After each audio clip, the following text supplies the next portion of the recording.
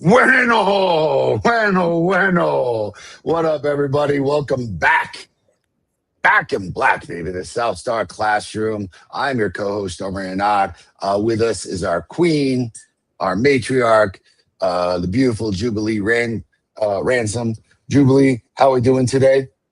Doing quite well. I'm doing quite well. Dealing with some, personal stuff, but I'm here. I'm alive and well, and I'm being held up by my beautiful co-host and village. So I'm all good. It's a beautiful day in the neighborhood, despite everything. We're so happy to see you. We love you. Yeah, Doc, the real Dr. Charles Cole, coming in hot, ladies and gentlemen. There's not the agency hoodie. We've got like a solid jacket today and a flower, and the hair's rocking it. What's up, dog? You're looking good, brother. What's up? I had to go outside today. I had to go do some actual producing. If anybody ever watches the Leader to Leader podcast, I do produce that. That's at a studio, so just getting back from that and in time for the show. We shot 2 episodes. They come out, probably come out like about maybe close to a month or something. But it's just been a busy day. But yes, this jacket will be coming off soon though. So there's that. But thank you for the getting more casual. We usually compliment you, brother. You usually compliment the international man of mystery. So take it. I will take it. You're looking very fly, as they say back in the day. For 2 seconds. Now it's over. Now, see that. Now I get to do my radio voice. It's like, now Dr. Charles Cole coming at you with the night hits. Yeah. Our co-host David Castillo, the beard of knowledge and wisdom, is going to be out today. So we love you, brother. Hoping everything goes well, and we will see him next week. Things are still hot as hell in El Paso. Things still hot as hell in Texas. So just quick recap. It's 118 degrees outside. Not really. It's like 105. It's still bananas hot in El Paso. Yeah, you don't even have to like put extra on. 105 is a lot. Yeah, it's a ton. The TEA, the Texas Education Agency, is just taken, man. They are taking up every single district. So we did a show on that a couple episodes back. I would encourage folks to go back into our library on Facebook or YouTube to check out that episode. And it's education season. So they're just like, dude, our governor, Greg Abbott, hysterically is out there trying to talk to people, being like, I'm going to fix education. And his plan for fixing education is literally like what any good school is already doing, which clearly means that he's like out to lunch, has no idea what's going on educationally, which makes sense. Like Governor Hot Wheels, like the man just loves, his like helping out his very rich buddies and like his very rich, intensive agenda, and does not, when taken to task, has no clue about what's really going on educationally, which is a big deal, ladies and gentlemen, because states really have the greatest command over education in the United States. It's a state-by-state policy. Your governor should know a ton about education, and our governor does not. So he just like, I'm going to build these like centers for like culture and learning, and then described what we're doing in our schools already. It's like, Folio, to do that takes money, and you've withheld that money to give to rich people for their vouchers. So maybe, just maybe, you want to, help us out a little bit with the funding that you've been withdrawing and giving to billionaires for your absurd projects. I don't know what's happening in California or Maryland. Maybe similar stuff. Anything cooking in Cali? Well, it's always some things cooking in California, man. When the district might be taken back over by the state in Oakland. We'll see. They're having financial issues. But even leaving California, just for the record, I don't live very far from there. Flint is probably struggling too. But Gary, Indiana is still without power. Oh, shit, that's right.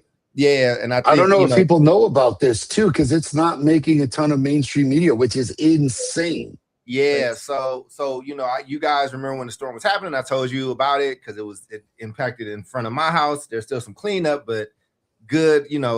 Got to keep my power. My aunt lives maybe 10 minutes from me, and this Illinois suburb called Hazelcrest. She was out for about a week, and then parts of Gary is still out, and now Memphis just had a storm, and I think Memphis is now still kind of without power. So hopefully it won't be as long. But yeah, it's a lot going on. I don't know if you've ever been to Gary. Yeah, they definitely treating them pretty poorly right now. So it's tough. So I was there this weekend. Like I said, it's about 25 minutes for me. So yeah, you're really close. Mm-hmm. Yeah, Gary, Indiana is pretty close to Chicago. Like it's a So just for people that don't know how it's like a suburb, huh? That might be like a suburb. So I'm in a suburb. So I'm in Dalton. So Dalton is about maybe 10 minutes outside of Chicago. Gary is maybe about, you keep going south, you end up in Northwest Indiana.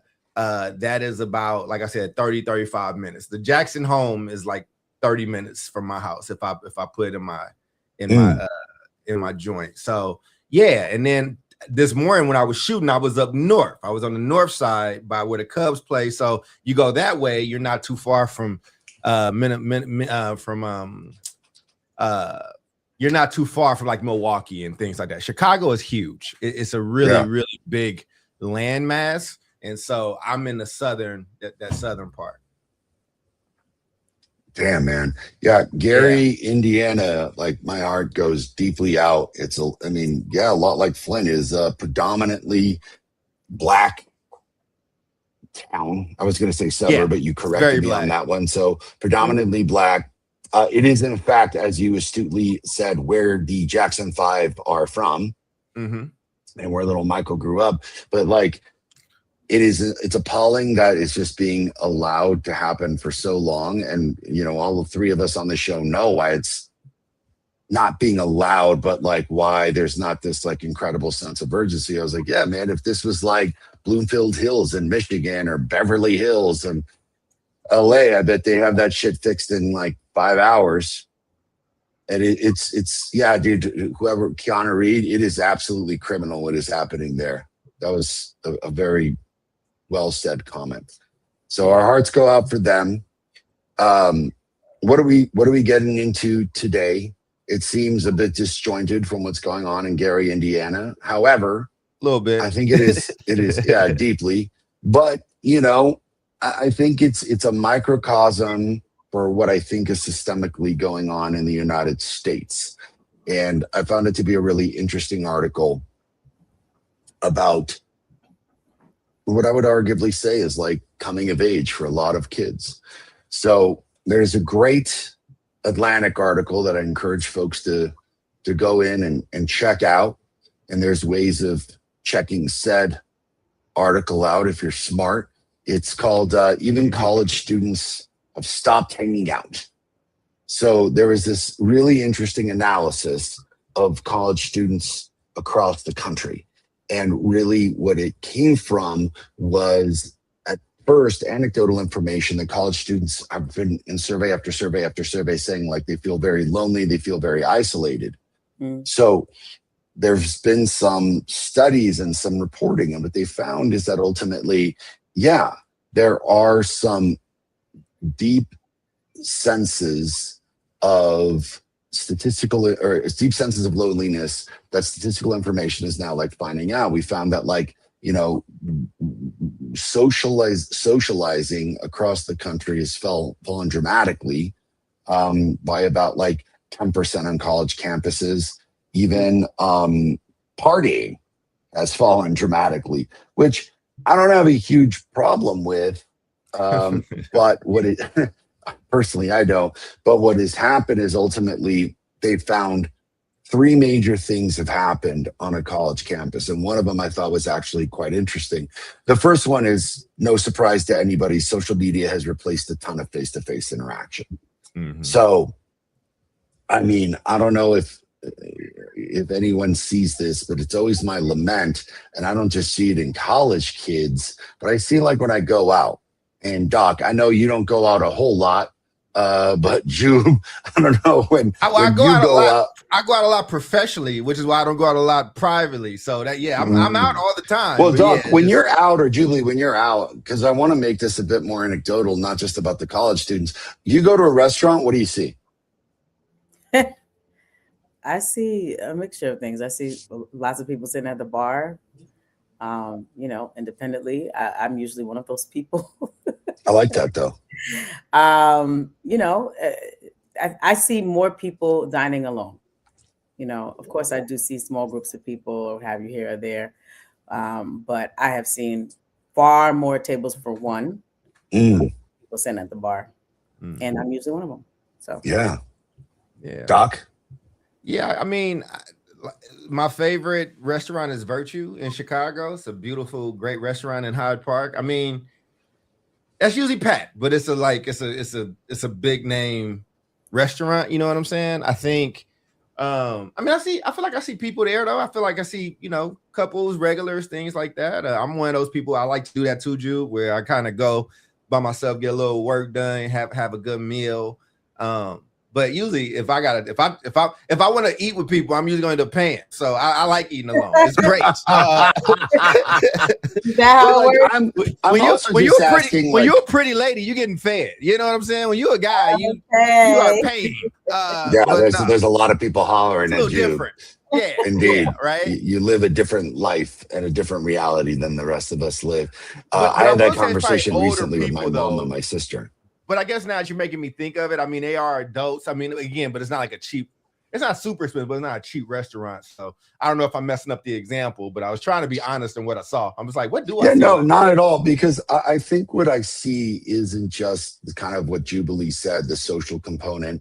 A lot of people alone. What I see is a lot of people, but then they're all on their phones. I see the phone is out, and I see couples, and just excuse me for a second, like this. They're sitting, covering their face. Yeah, no interaction. Sitting in front of, their spouse or their kids, and just they're on the phone. Kids are on the phone. Kids are on the iPad. And ultimately, that is what is happening in college, is that kids are literally running into each other physically because they're not seeing one another and hitting each other physically, and then don't know how to act. So the rise of the phone and social media has led to this one reason, that this precipitous drop in social interactions in college are dwindling. This one I found to be actually really interesting. So these clubs and these extracurriculars that, I remember in college being a ton of fun. So like I was in a fraternity, I played extracurricular tennis, I was in a lot of clubs, and the clubs were fun. But now these clubs have become like jobs. And I mean jobs as in like you have to apply to get into this club and get accepted. Which is like, what? The whole point of the club was like, everybody got in and everyone got to hang out. That's why varsity sports existed. That was where you try out and don't get in. These clubs are essentially saying, yeah, nope, not here. We're only taking the creme de la creme for this club, because it's essentially become such a building block for jobs and resume building, that then it becomes not play, but work. And that differentiation is a big differentiation, because it makes them feel even lonelier, because they're showing up to this with a intention of doing what they need to do and then getting out so they can get back on their phone at home, versus actually socializing and problem solving and kind of having free play. It was kind of interesting. Like this USC administrator had said that the University of Southern California has more than 1,000 clubs, yet students remain extraordinarily lonely. And the solution isn't more programming. It's creating an environment of like unstructured social interaction. David would love this, because this is like Montessori, right? And then third reason, surprise, surprise, COVID. And one of the things that really hit, two major things with COVID, But one of them that hit me hard was like, oh shit, that's a really good point. Is that because of COVID, a lot of lectures are now recorded. And I remember them recording lectures back in the day, but that was not a typical thing. But it's like, oh shit, yeah. Just getting up, getting out of your dorm room, seeing people in the hallway, seeing people at breakfast, seeing people at lunch in the dining hall, in the dining club, on your way to class, all of those social interactions, which are little microtransactions and fun things that we're all used to, gone because the kid's just sitting in their room and watching the lecture. Yeah. Or like if they're not living at the college, they're not even leaving their apartment. They're just getting it all online and doing whatever they need to do there. Staying in pajamas, eating Cheerios, and just doing that versus the whole component of getting up, going and moving out and being around folks. I thought that was huge. And then, of course, these kids were in middle school. So a lot of the studies have found that kind of necessary skill sets of social interaction, problem solving, and learning to deal with I would say, mores of social work kind of didn't develop. So it's like they have no idea what they're doing.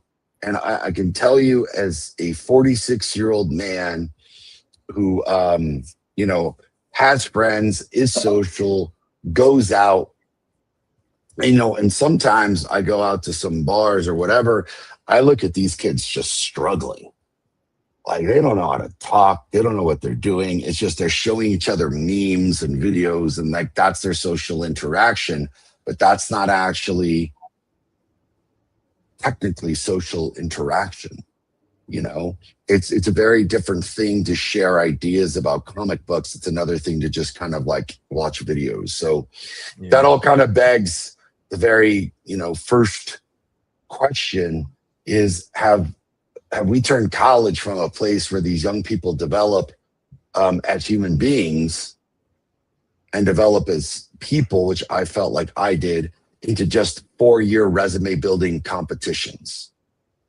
What do we think about the state of both college and the social interaction of kids at college? Right of refusal, Jude? Yeah. I got some thoughts. Yeah. And I was letting Jude, pick. Yeah. Yeah, I mean, I think it's the latter. I think it's 4 years of resume building, competition, not because it has to be, but because first of all, COVID happened. We didn't like any of the stuff in the beginning of COVID. And then we created a new world, new habits, right? It's like, I remember Zachary, he was in the 3rd grade, to tell that boy he's going to stay home and watch a teacher or go and open a file. And that's how he's going to submit his work. It's like, I'm not going to get to see my friends. I'm not going to get to see my teacher. I'm not going to have recess. What? Hated it. Fast forward to that. If you told that boy, hey, look, you don't really, you could socialize, you can go, you'll do your marching band, but school, it'll be on a computer. You just got to log in. He'd love it. And I think that wasn't just for kids. I think that was for a lot of us, when it was like, wait, there's an easier way. We don't have to interact with people. We don't have to go outside. We can engage in deep text and in deep academic discourse in our jammies. That's dope. Love it. Let's keep it going. But I think, none of us, I don't think we counted the cost. I do think we saw the writing on the wall in terms of what would happen because of our use of social media, what would happen because these kids were born with iPads in their hand. I think we saw the writing on the wall. But I don't think we really understood like how detrimental it would be in the long run, enough to balance it out and be like, we cannot afford to let these things go. And I think it's happened across K-12. I think it's happened post-secondary that we didn't balance out the plane. Like, we let the plane go like this, and now we're like, oh no, we're trying to yeah. So I think that's what it is. Go for it, Charles. Oh no, it's all good. I just watched. I'm late to the party, but I just watched this movie Eddington. I don't know if y'all seen Eddington, But it's basically this movie set in COVID by Ari Aster, and it has Joaquin Phoenix, and it has what's the brother he's in everything right now. He's the father on he's in what is his name?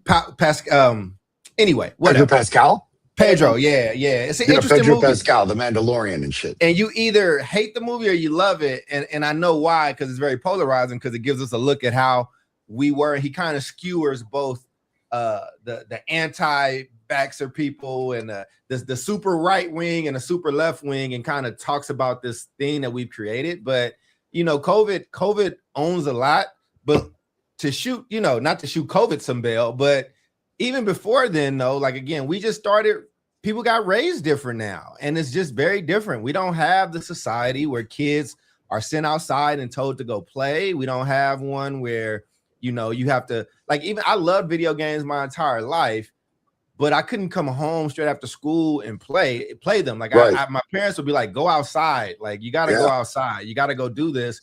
We don't really make people interact anymore. I think people are kind of scared of each other. I think there's also the great correction that we've done, right? Okay, the 80s and 90s was wild, cool, right? You could say they were wild or whatever, but now, like, people are worried about, what if I say the wrong thing? What if I'm a creep, or hey, if I'm a girl and I like this guy and he doesn't like me back, and now it's on social media. Like, again, like, we now live in a society where people are performing for cameras, all day, all the time, and don't want to make a mistake. And again, you got access to, there isn't much of a regional kind of feel of certain things anymore, because you can open your phone and you can be in Mexico, you can be in Paris, you can see what somebody's doing in Dubai, and it's and again, and I think everybody's on this quest for perfection it's just a different vibe, right? Like, and now and even less with, like, trusting. So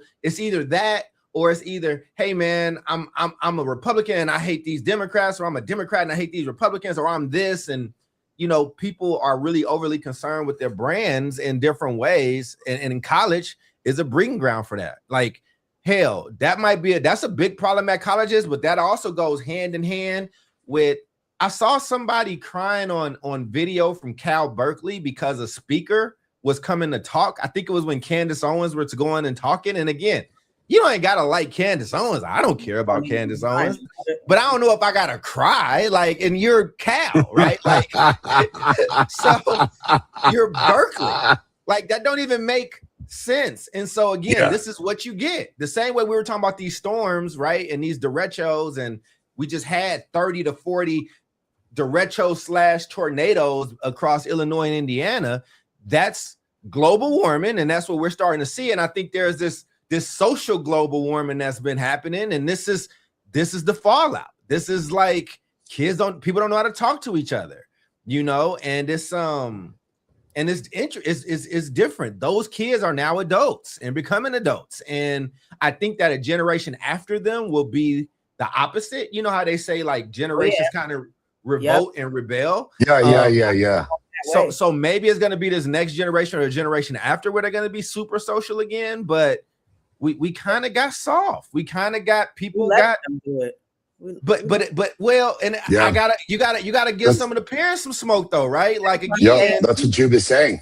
I'm saying, so here's when I say we, I'm saying, like, every entity that has any ounce of influence over how children function, learn, socialize, whether it is the mosque, the church, your daycare, your school, your after school program, your household, your family function, the kids on the block, like, all of I know, and we all know, right? 80s and 90s, yes, to the point, go outside, play, interact, and all of that, mix, mingle, go jump double dutch, play with the click clackers, go walk down the block, go to the store. I mean, it was just a part of life. And I guess in those days, there wasn't anything pressing against that socializing or socialization part. I think when I say we allowed it, it's because we saw it coming. Like I said earlier, we didn't necessarily know what the full fallout would be, but we had the power to say, put that damn thing down and write and then turn and talk And you, Jubilee, tell Charles what you think about this text, this experience, that make a connection. Like that was a deep part of, classroom instruction, right? And if you go anywhere, if there's good instruction happening, it's still happening. I told you, still happening. Sit in my son's classroom, okay? And it was. I'm like, what? Type this in.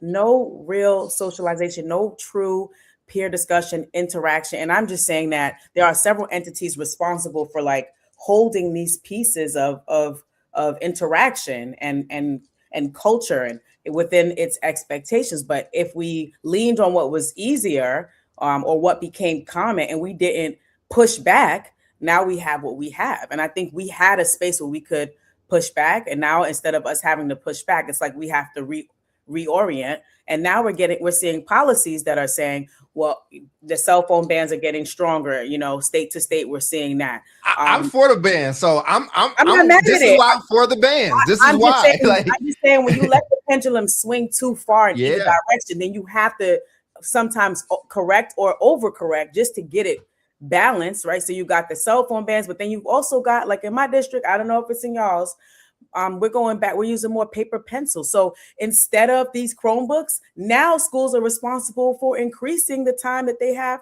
scholars spending writing and using paper and pencil and not Chromebooks and face-to-face interaction. So to your point, Charles, I agree with you.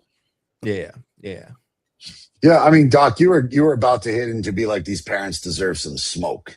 A little bit. I agree with you. Give it to us. I agree with you. Because like, look, I go out and I think about my niece Alea, right? And this is just anecdotal, but it's a microcosm. And I've had these conversations with different parents, and it's like, I get it, dude. You're out, you're eating, you just want like the kid to be quiet. This is the time to throw them the tablet, so on and so forth. But like, I remember there were moments where I walk into a restaurant, and that's all I see. Mm-hmm. It's just kid on the tablet, parents on their phones. I'm like, why are you out? Like, why are you here? Like, why are you at Texas Roadhouse or Denny's or any of these joints if you're going to do that? And the conversations that I have with like my niece is like, and my sister and brother-in-law is like, no, hell no, dude. Like, she's doing homework. She's listening in on these conversations, and she's trying to think about what we're talking about.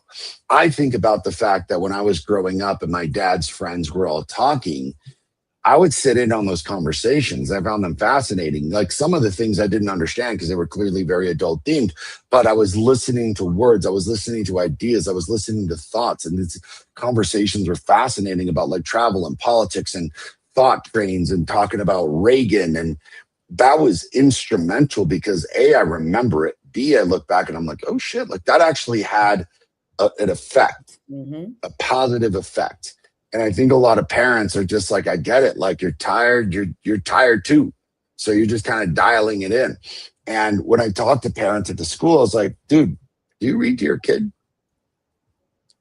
Oh, we haven't read a book. And I was like, try just everybody in the house reading for 20 minutes, 10 minutes, 10 minutes, 20 minutes. And I get it. My parents work 3 jobs. They're busy, but just the quick levels of interaction make such a huge differentiation for these kids and for everybody else. And then what we're doing is just normalizing this kind of no one's talking to each other. Now I'm privileged as all living shit, as you all know. Like, Doc calls me the international man of mystery, but I got to tell you, when I go out of the country, and that could be Mexico, Canada. I was recently in Scotland, Ireland, and England. I've been to Italy a lot. Ain't no one on their phones, y'all. Yep. Ain't no one on their phones. So in Italy, those kids are like playing soccer. The parents are eating, and the kids are all like interacting with one another. They finished eating. They finished listening to the conversation. They all get to go play with one another and chill. But parents on the phones, kids not on the phone. Same thing across all these countries. Hell, kids are at these Irish pubs just like shooting the shit, drawing and coloring and reading their comic books. I'm like, yeah, dude, that's what's up. And I'm really beginning to think that this is also a thing in the US. So that kind of leads me to the second question. This whole thing with loneliness in the universities, is this a failure of the university itself? Kind of like we were using Chromebooks too much in the classroom, which I've scaled back on myself. Or is this a symptom of a much larger American cultural problem? I would say I always got smoke for schools. I always got smoke for our education system. But I think those are microcosms of a larger thing. I think as a society, there were just these huge shifts. And I think that everybody got holier than thou.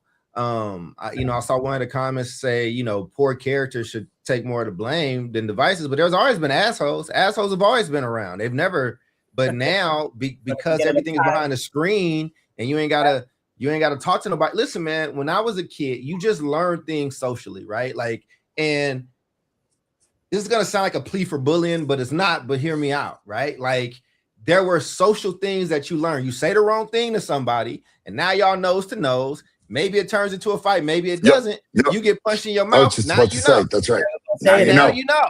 Now you got. Yeah, we just taught him a lesson. You know what I'm saying? Or like if you're a young man and they talk about this loneliness epidemic, like if you see a pretty girl you like, you have to go and talk. You have to introduce yourself, and it's okay. So what if she doesn't like you? It's okay. You're supposed to. That's part of it, right? Like you asked what you see at the bar. That's what you used to see at the bar, Omar. It's like people, and it's not even just a heteronormative thing. If you're a guy that likes guys or a girl that likes girls, like you have to still go. Just got to go and approach. They're so afraid of rejection, and to be fair, in this time, the rejection turns into this other thing. You know what I'm saying? It turns into a story on social media. It turns into that. So again, everybody is trying to present their best self because they're now monitored all the time. It's just, I'm so glad that there wasn't social media when I was a kid and when my parents, I'm just very glad that I could never see my parents on social media as a kid doing dumb shit that being very selfish and not thinking about their kids. So what I'm saying is there's so many different social factors. And then you add in COVID, which was an accelerant just on top of the stuff. And now you have 3 or 4 years in that type of doing your most development times, you know what I mean? It's just, we're in a different space. And I think you have to do some of these things. And this is part of what I was saying about the cell phone ban. I was in California. I went to California right after that because now it's law, it's legal there. And you could see it on the news. They talked to some kids and it was really 50-50. It was interesting, right? Some kids was like, I don't know if we should do that or whatever. And some kids was like, I think I like it. I think I'm enjoying, if I need to call my mom, I can just grab the bag and whatever, go to the office.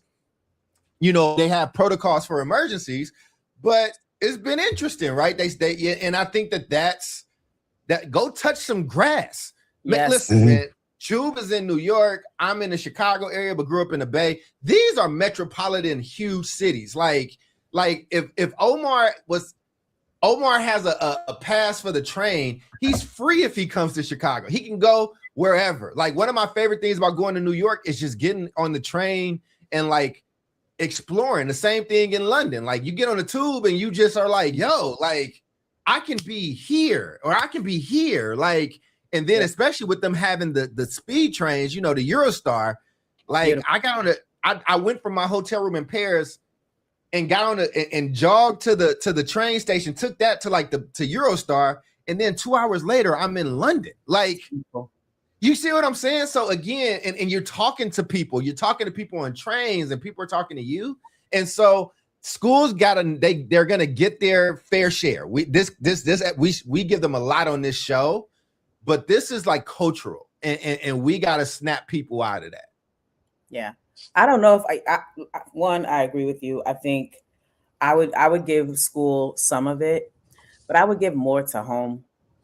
I think home is if you're blessed to come from a good home. I know not everybody does, but I think as parents we have been tempted to take the easy way out, right? By way of iPad and cell phones, right? Quiet time, you're tired.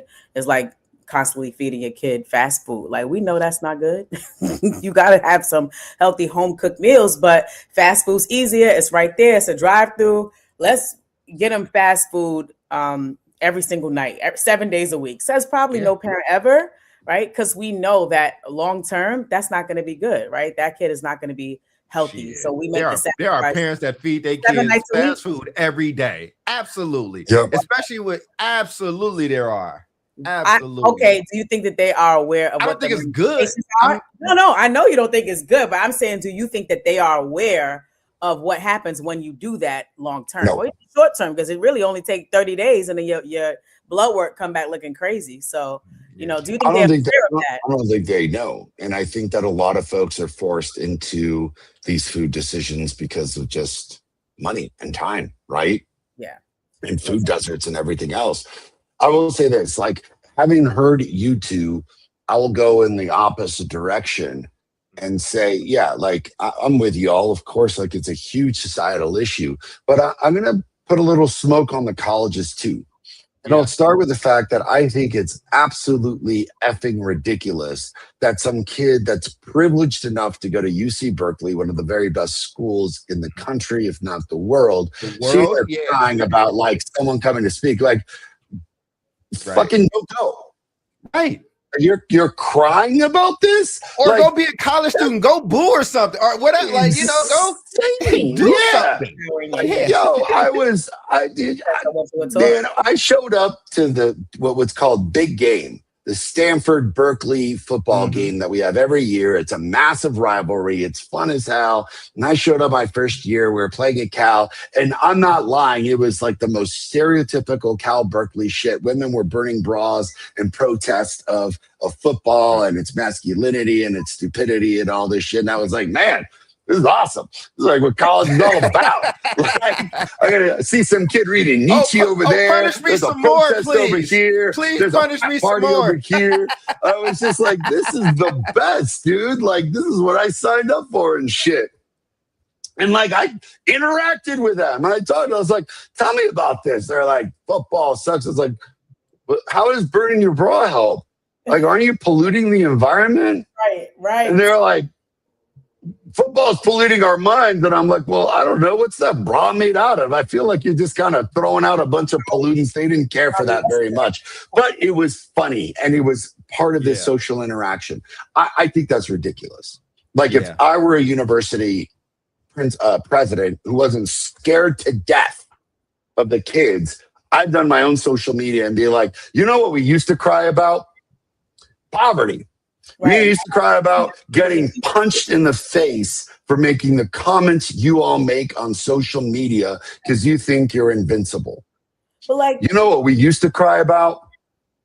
Death and losing a loved one. You're sitting here crying about Candace Owen or whoever the hell coming to your school. Dude, Ice-T came to Stanford to come talk. And sadly, I didn't get to see this. This is hearsay from my sister and my brother-in-law, who were both in the audience when they were at school there. And some woman, I'm trying to remember the exact story, gets up and just starts like talking shit. And cool, because that's her right to free speech, but it's also like a conversation and she's disrupting that ability. And I see, like, yo, man, like, are you out of your goddamn mind? You're sitting here talking shit. You're some Stanford kid about a rapper singing a song about the prevalence of Black violence in the community. And what are you going to do? Go work for your hedge fund? Go work for your trust fund after this? You're pissed off at me? Go fuck yourself, dude. Sorry, Mama Toya. Like, you should be out solving these problems and not sitting here bitching that some entertainer who's on Law and Order is having a conversation about the music he made in an environment you know nothing about. Why don't you come to where I grew up and then you can cry? Universities have gotten soft as shit. That is what I'm getting at. Yeah. Like, they have gotten soft as shit. And I don't even think they're getting just soft as shit. I think that they are acquiescing to outrageous student behavior. Yeah. It's like, yo, if kids are out protesting, protect them. We did an episode on that. if some kid's crying about someone coming, make a comment and be like, hey, this is America. Don't go. Like, just don't go. But hey, you're crying that physics is so hard. It's supposed to be hard. Like, right. Why didn't you prepare for that shit? Again, but we overcorrected so much from the 80s and 90s. Overcorrected so much. And I think that's the thing. Here's what I'll say. I'm gonna appeal to college students right now because it's your time. It is y'all's time. And I will say this: y'all are smarter and more advanced in so many different ways. And we handed, well, not we, I ain't got no kids, but you were handed certain things in certain ways. And I get that. But now you're grown. Now you are at a time where you get to break away and you get to kind of explore and do things, right? Like I've been getting, so let me, if I'm talking to college students, for instance, maybe don't take your parents to your first week of classes at college. No, I'm serious. Right. Say real thing. Hey man, maybe don't bring your parents into your job interview or your interview for college, right? And the adults or the job have to shut that shit down too and are like, no, they're grown. The same thing that happens when the parent drops that kid off to kindergarten the first day and the teacher has to walk out and they have to say, it's okay, Miss Jubilee, we have him. I need you to go to your car now. You gotta go. And you could be crying and snotty as you should, right? You're a mom, but you're handing them to somebody or a place that's like, we got it. And now that's where we kind of are in universities. And I think the other thing is the policies that are on these campuses and in these places, they don't allow for humans to actually have negative, normal interactions with each other and deal with it. Everybody all that's moderated. Like, man, I would get into arguments and fights with my friends and we'd fight and wrestle and then we go back outside and then we'd like fix it and we'd play. There wouldn't be an online campaign. There wouldn't be these things. And I think I'm just trying to tell these college kids, look, man, we're giving you shit, but it's in kind of jest. But you got to determine who you all want to be and what you want to be able to do. Because what does it profit you to be so great on the computer, but you can't talk human? Yeah. You can only talk cell phone. You can't talk human, right? Like I talk to people and they speak to me as if they're texting. Instead of saying for real, they say FR. The fuck did you just say to me? Like, we're talking. IDK, we're talking. IDC. Yeah, like we like OMG, like, okay, all right. And again, but it's and that movie Eddington just shows the level on both sides. And a lot of people didn't like it. A lot of critics didn't like it. And a lot of staunch liberal critics and a lot of staunch conservative critics didn't like it because it's a reflection of them. It's a reflection of them. And it calls us all out a little bit. Like, you know what? I wore the mask and I did it because I thought people were going to die. And there was some shit where I probably, wiping down, bags and stuff. Hey, I got to look at myself. It was taking a precaution, but I can also admit, yeah, man, shit was wild because it was a wild time. And so I just think that we have to push people to interact and do those things and not baby them. People can fall and scrape their knee. They'll be okay. It'll be okay. It will be. I have a question though, because now I'm thinking about this on both sides, right? You said something earlier, Omar, about let me just ask my question. Do you think that the hanging out has become more transactional than truly social? Because it's a great question. So like, I don't know what it was that you said in the beginning, it'll come back to me, but I'm like, okay, if I'm in a class with a group with 4 other students, and I know that we have to work together to get this assignment done or whatever. And if we all don't pitch in, we won't get the A or whatever, right? I'm going to do it. I don't like y'all. I don't actually care about your dog foo-foo, we just working together to get this done and we're done. I'm probably never going to talk to you again. And I think we've all done group work, so we know how it works, right? But I think sometimes what would happen when you end up working with people is that you make a friend, you end up seeing them after, right? You might have a budding relationship, a friendship that comes out of that, right? But the group work or the peer group, that kind of created an opportunity for that to happen, right? Yes, exactly. Additionally, when I'm thinking about just socialization, just because we are at the same place at the same time, having a similar experience, and I can't get anything out of it from you, and you can't get anything out of it from me outside of enjoyment. Mm-hmm. Whether we do it again, whether we don't, it's purposeless. It's just for the point we are riding our bikes together because we all like to ride bikes and we're doing it together. And that was the joy of it, right? So I guess that's my question is like, where do you feel like, based on what the data is saying, college kids are falling? Like, is it like, look, I'm an introvert. I don't really want to talk to you. And I know introvert is a whole nother topic, right? We're going to do this project, get out the way. If I can stay in my room all day, I will. Like, I don't see the value in connecting and socializing and all of that versus where I think the world we came from, where it was like, we play together. Like we like jumping double dutch. We like running. We like, crocheting or whatever. And so we're just together because we enjoy each other's company and we like to do some of the same things. I mean, it's a great question. And I want to be mindful of everyone's time because I've got 3 quick, really interesting answers that go right back to the article. So on one end, what this professor at USC in the article was saying, and a bunch of other professors were saying, is like, oh yeah, it's becoming radically transactional. Meaning, at least at college, because these interactions are so much about either class or the club or resume building or getting into this next place or doing this job, they're curating who they're speaking with and what they're getting out of it so much that it's become, and no wonder they're lonely. And this is exactly the kind of like the thesis of the statement is like, you're socially interacting, but it's not that healthy kind of social interaction, which will lead to question 3 about just having fun. It's radically transactional. But the professor said, or excuse me, the article said something really fascinating, and I don't want to jump over this. They were like, kids are talking, and what Doc said is right. They're talking, and they have the most expressive and articulate ability to express their emotions that we've ever seen in like modern day history.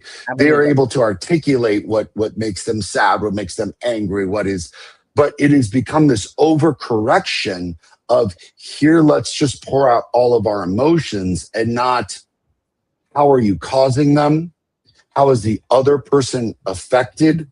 How are you checking yourself? It's become an echo chamber of, I feel this and I feel that. Like, well, I feel this and I feel that. Instead of like, oh, I feel you. I got that. Here's what happened to me when that happened. And this is kind of how I corrected it. Or have you thought about this person's perspective about this? That kind of social correction and exercise. Because what Doc said is funny. And it is a it's not that super exaggerated in the 80s and 90s. We got into fights and shit. But it's a good cause of like, would you say what you just said on the computer to somebody in person? You wouldn't, right? You mean mother puckers. I hate it. Yeah. Well said. People like, you would never say that, Daryl. You would never say that. It's in his face. Stop it, you little troll. Sorry. And then the third thing kind of leads into this next question, which I actually think is fun, and I wish David was here to talk about it. But the question is like, and let me expand on it a bit. Have we forgotten that fun can be educational? Not that education can be fun, because I believe in that.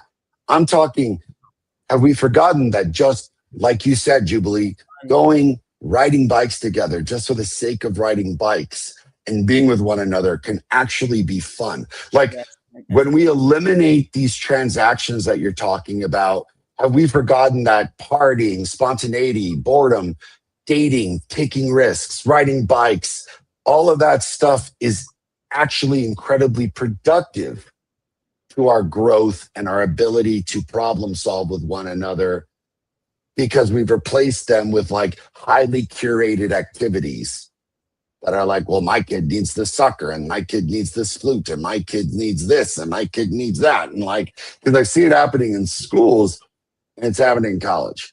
What you all have to say about that? House Party. What up, Alonzo? That's one of my favorite movies, brother. That's how I just got Dolomite, was House Party.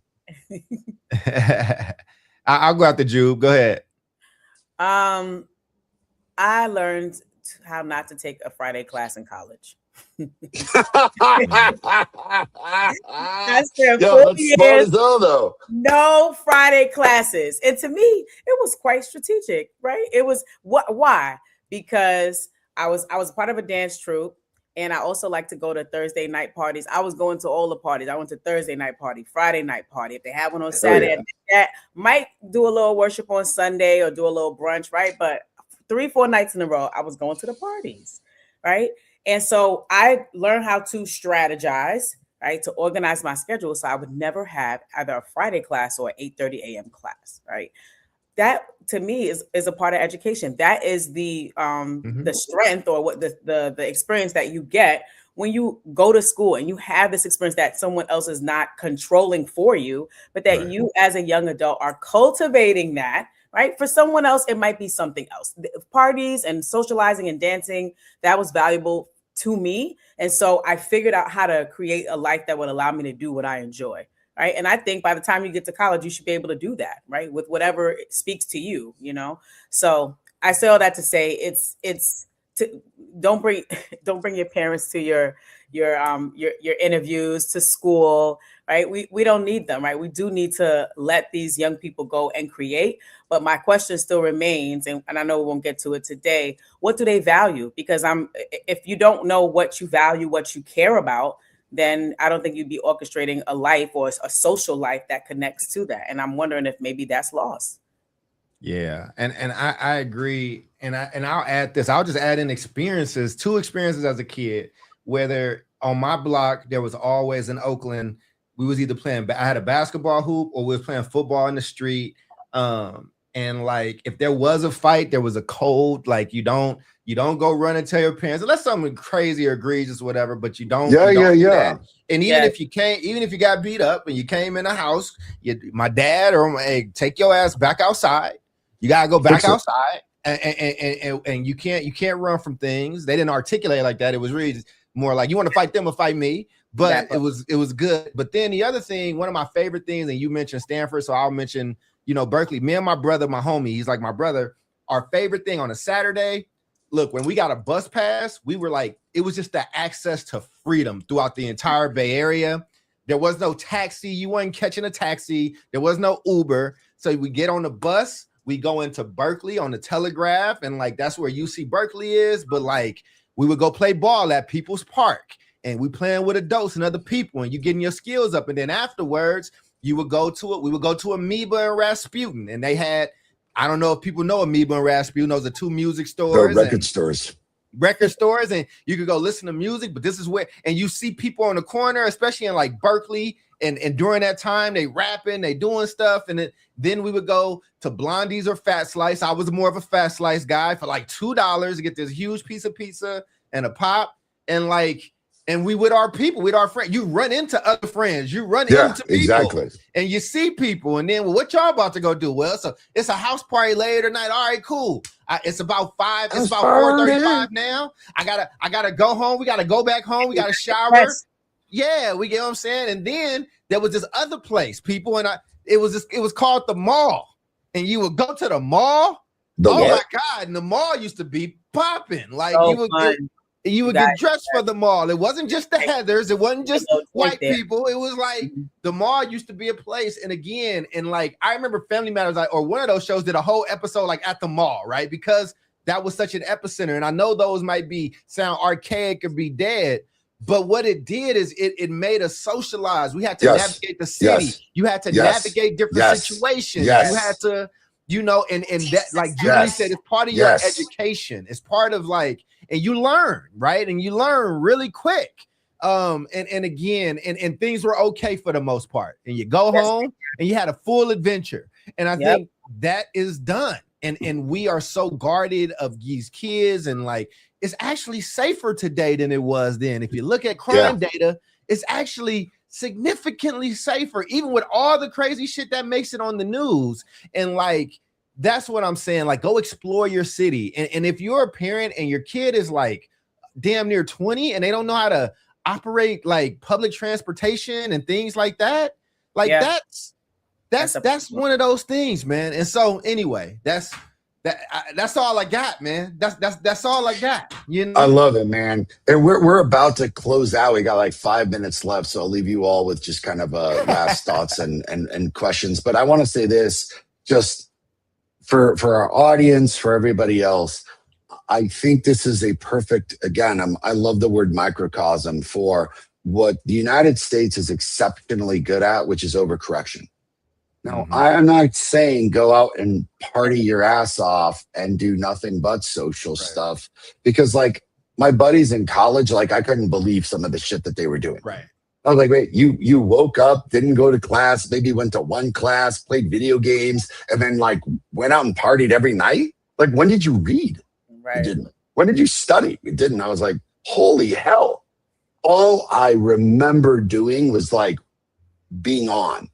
It's like, yeah, there were parties, there were social things, but even then I was like, yo, I got to get up. I got to study. I got to read for this. I've got midterms coming up. Like it was this constant pressure of, yeah, like I got 1,000 pages that I've got to sort through for this one class, for this one midterm. And all of that reading and all of that thinking, I think. Oh, we lost him right in the moment. Hopefully he'll be able to pop back in. I'll let him back in. But probably in Italy right now. But you know what I will say? I will say this as he comes back. Like I'm giving everybody homework, right? Like go find just try to find a new social group. You ain't, and I'm somebody that don't love going out, but like even how Jube and you know, my grandmother used to crochet, so I love that conversation I was having. But you know, maybe she finds a crochet group or something, you know what I'm saying? And like does that. And you know, I have my book club that I do every single week, and we used to do it in person, but I just moved away. But like, you know, push yourself, man. Go out and explore and go do those things. So that's my homework to other people. Go back from Italy socially. I agree. It's the wrong button and kick myself out. Sorry, y'all. We held it down for that. you. I gave while you left, I gave the group homework, so you're good. I gave everybody else homework to go find a new social group. So Jube is gonna go find a crocheting group, you know, and we're gonna see her progress. I find, listen, because I relocated, I had to figure stuff out because I literally knew like 2 people down here. I stepped into this group down here called DMV Does, and that's all it's about, like getting people connected. I found dance groups, any kind of group you could think of, people that like to make loose tea, you know, like candles, candle making. That's a real thing, man. Candle making is fun. Travel groups, you know, they're out there, and I do think we need to bring it back and keep it. And this is something that I also pass on to my sons, right? Like no man is an island unto himself. I don't care what these people say about these damn cell phones and devices. People need people, right? Even if it is just, I think if we understood that, the loneliness, you know, the data around loneliness, it would improve, right? Less people would be if we understood, wait, I spoke to somebody a few weeks ago and they were like, I work from home. And this is a lot of people's scenario. I work from home. I speak to no one all day long, like not even virtual meetings. My job is just on the computer submitting. I speak to no one. I go nowhere. There is no reason for me to leave the house. And I think there's way too many people, young people included, that's their story, you know, and we need to really break that and encourage that. And schools can do it. Universities can do it. Communities can do it. Anybody who has influence over young people can make that, you know, can hold that line, you know. So those are my final thoughts. Right on, man. I'm sad I missed the homework assignment. Well, I mean, I'll do my final thought. I think my final thought is this. I mean, there's just a thing about balance, right? Like you don't have to. I'm a professionally social person, but I don't like doing it personally. But I know how to do it, and I know how to hold a room. I know how to hold a conversation. I know how to get lost in the city and wander through a city. I love going to New York. I love even with me living in the suburbs. It's really cool. Because even though I live in the Chicago area, I get to go in and like I can experience it that way if I want, you know, and like go and do those things and go talk to people, man. And like, you know, and and here's the thing, it's okay if you get rejected. It's okay if it's fine. It's a part of life. It's a part of life. And we internalize that stuff and think something's super wrong with us or somebody can think you're a weirdo. So what? So what? Like again, and we got to start correcting the ship. You know what I'm saying? To get that, because it didn't happen overnight. It happened over time. It happened in those ways. And so, you know, and that's why y'all heard me talk about the boys that play basketball in my garage. I mean, on my court. I love when they come and do it. I give them some small rules and I stay out their way.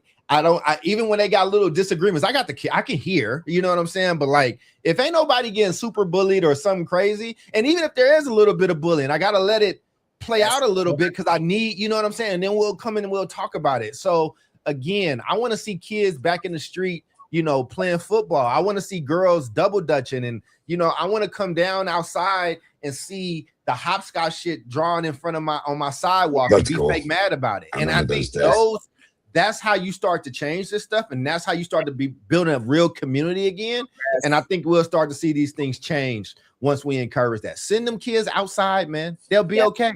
They will be. They will be. Indeed, man. I think we're almost at time, but I'll wrap it up very quickly and say that the overcorrection, which I was saying before I kicked myself out, is something that we do too much. And I want to leave kind of a pending thought for all y'all. Like, is the problem not just in higher education with all of us, that we're like working too hard but all the wrong things? Mm-hmm. Like, I don't think kids or people aren't working hard enough. I think that they're working hard at all the wrong things, because I just had that conversation with one of my principals today. I was like, y'all are working hard, but you're exasperating yourself on all the wrong techniques. And, you know, I get that. Like, I think, you know, Mama Toya was like, some of these people ain't worth talking to. But I've spoken with you on this show, Mama Toya. You are social. You can handle yourself in the room. Oh, yeah, she's super social. I think this is where you're saying, Doc, and Jubilee saying is, this doesn't need to be all-time party, and it doesn't need to be all-time isolation, but we need these skill sets, because at the end of the day, systems ain't going to solve everything. People solve everything. People are building those systems, and teamwork builds these systems. And your homework might not just be to do what Doc said. Go and watch Ted Lasso if you can. Watch seasons 1 through 3 of Ted Lasso and understand what the story is trying to tell you, which is ultimately that it all revolves around people and our relationships to one another. Yes, so be kind to one another, be nice to one another. On behalf of our co-host, Jubilee Ransom, the Dr. Charles Cole III, the beard of knowledge and wisdom, David Castillo, I'm Omar Yanar. We will see you next time. Same bat channel. As they said back in the day, same bat time. Peace. Bueno.